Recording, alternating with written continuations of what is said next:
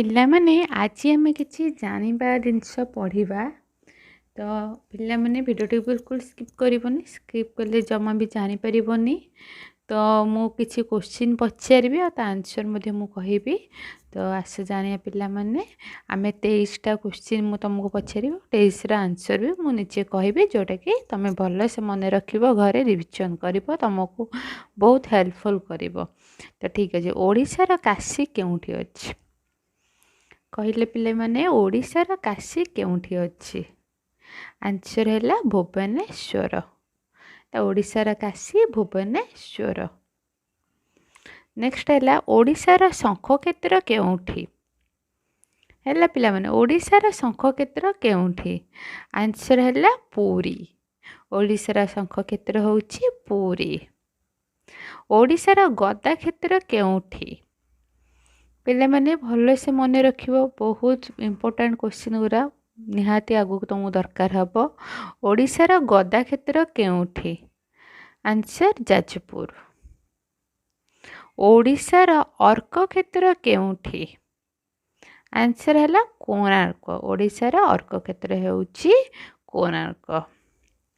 ଓଡ଼ିଶାର ତୁଳସୀ କ୍ଷେତ୍ର କେଉଁଠି? ପିଲାମାନେ ଓଡ଼ିଶାର ତୁଳସୀ କ୍ଷେତ୍ର କେଉଁଠି? କେନ୍ଦ୍ରାପଡ଼ା। ଓଡ଼ିଶାର ତୁଳସୀ କ୍ଷେତ୍ର ହେଉଛି କେନ୍ଦ୍ରାପଡ଼ା। ଓଡ଼ିଶାର କାଶ୍ମୀର କେଉଁଠି? ଓଡ଼ିଶାର କାଶ୍ମୀର କେଉଁଠି? ଏଇଟା ବୋଧେ ସମସ୍ତେ ଜାଣିଥିବେ, ଫିର୍ ବି ମୁଁ କହିଦେଉଛି, ଦାରିଙ୍ଗବାଡ଼ି। ଓଡ଼ିଶାର କାଶ୍ମୀର ହେଉଛି ଦାରିଙ୍ଗବାଡ଼ି। ଓଡ଼ିଶାର ସ୍ୱର୍ଣ୍ଣକ୍ଷେତ୍ର କେଉଁଠି? ଓଡ଼ିଶାର ସ୍ୱର୍ଣ୍ଣକ୍ଷେତ୍ର କେଉଁଠି? ମହାଙ୍ଗା। ମହାଙ୍ଗା ହେଲା ଓଡ଼ିଶାର ସ୍ୱର୍ଣ୍ଣକ୍ଷେତ୍ର। ଓଡ଼ିଶାର ଗଙ୍ଗା କେଉଁଠି? ପିଲାମାନେ ଓଡ଼ିଶାର ଗଙ୍ଗା କେଉଁଠି? ମହାନଦୀ। ଓଡ଼ିଶାର ଗଙ୍ଗା ହେଉଛି ମହାନଦୀ। ଓଡ଼ିଶାର ଭାତହାଣ୍ଡି କେଉଁଠି? ଓଡ଼ିଶାର ଭାତହାଣ୍ଡି କେଉଁଠି? ବାଲେଶ୍ୱର। ଓଡ଼ିଶାର ଭାତହାଣ୍ଡି ହେଉଛି ବାଲେଶ୍ୱର। ଓଡ଼ିଶାର କୈଳାସ କେଉଁଠି? ଓଡ଼ିଶାର କୈଳାସ କେଉଁଠି? କପିଳାସ। ଓଡ଼ିଶାର କୈଳାସ ହେଉଛି କପିଳାସ। ଓଡ଼ିଶାର ବିହଙ୍ଗ ବିହାର କେଉଁଠି? ଓଡ଼ିଶାର ପିଲାମାନେ ବିହଙ୍ଗ ବିହାର କେଉଁଠି? ଚିଲିକା। ଯେଉଁଠି ସମସ୍ତେ ବୁଲିବାକୁ ଯାଆନ୍ତି, ବହୁତ ସୁନ୍ଦର ଜାଗା, ସେ ଜାଗାଟି ହେଉଛି ଓଡ଼ିଶାର ବିହଙ୍ଗ ବିହାର। ବୁଝିଲ? ଓଡ଼ିଶାର ସ୍ୱର୍ଣ୍ଣ ତ୍ରିଭୁଜ କେଉଁଠି? ଓଡ଼ିଶାର ସ୍ୱର୍ଣ୍ଣ ତ୍ରିଭୁଜ କେଉଁଠି? ପୁରୀ, କୋଣାର୍କ, ଭୁବନେଶ୍ୱର। ଓଡ଼ିଶାର ଇସ୍ପାତ ସହର କେଉଁଠି?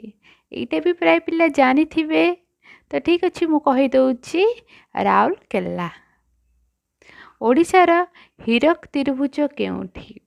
ଓଡ଼ିଶାର ହୀରକ ତ୍ରିଭୁଜ କେଉଁଠି? ରତ୍ନଗିରି, ଉଦୟଗିରି, ଲଳିତଗିରି। ହେଲା ପିଲାମାନେ, ରତ୍ନଗିରି, ଉଦୟଗିରି ଆଉ ଲଳିତଗିରି। ଓଡ଼ିଶାର ବାଣୀବିହାର କେଉଁଠି? ଓଡ଼ିଶାର ବାଣୀବିହାର କେଉଁଠି? ଉତ୍କଳ ବିଶ୍ୱବିଦ୍ୟାଳୟ, ଯେଉଁଟାକି ଆମର ଭୁବନେଶ୍ୱରରେ ଅଛି। ଉତ୍କଳ ବିଶ୍ୱବିଦ୍ୟାଳୟ ଭୁବନେଶ୍ୱରରେ ଅଛି। ଓଡ଼ିଶାର ଜ୍ୟୋତିର୍ବିହାର କେଉଁଠି? ଓଡ଼ିଶାର ଜ୍ୟୋତିର୍ବିହାର କେଉଁଠି? ସମ୍ବଲପୁର ବିଶ୍ୱବିଦ୍ୟାଳୟ। ଓଡ଼ିଶାର ଭଞ୍ଜବିହାର କେଉଁଠି? ବ୍ରହ୍ମପୁର ବିଶ୍ୱବିଦ୍ୟାଳୟ। ଓଡ଼ିଶାର ଶାବର କ୍ଷେତ୍ର କେଉଁଠି? ପିଲାମାନେ, ଓଡ଼ିଶାର ଶାବର କ୍ଷେତ୍ର କେଉଁଠି? କୋରାପୁଟ। ଓଡ଼ିଶାର କଳା ପାଗୋଡ଼ା କେଉଁଠି? ଓଡ଼ିଶାର କଳା ପାଗୋଡ଼ା କେଉଁଠି? କୋଣାର୍କ ସୂର୍ଯ୍ୟ ମନ୍ଦିର। ଓଡ଼ିଶାର ଧଳା ପାଗୋଡ଼ା କେଉଁଠି? ଓଡ଼ିଶାର ଧଳା ପାଗୋଡ଼ା କେଉଁଠି? ଶ୍ରୀ ଜଗନ୍ନାଥ ମନ୍ଦିର। ଶ୍ରୀ ଜଗନ୍ନାଥ ମନ୍ଦିର। ଓଡ଼ିଶାର ମଣିକ୍ଷେତ୍ର କେଉଁଠି? ପିଲାମାନେ, ଓଡ଼ିଶାର ମଣିକ୍ଷେତ୍ର କେଉଁଠି? ଆନ୍ସର୍ ହେଲା ଆରଡ଼ି। ଓଡ଼ିଶାର ବ୍ୟାସକ୍ଷେତ୍ର କେଉଁଠି? ଓଡ଼ିଶାର ବ୍ୟାସକ୍ଷେତ୍ର କେଉଁଠି? ରାଉରକେଲା। ଓଡ଼ିଶାର ବ୍ୟାସକ୍ଷେତ୍ର ରାଉରକେଲା। ପିଲାମାନେ ଏଇଟା ହେଲା ଲାଷ୍ଟ କ୍ୱେଶ୍ଚିନ୍ ଓଡ଼ିଶାର ବାଣୀକ୍ଷେତ୍ର କେଉଁଠି।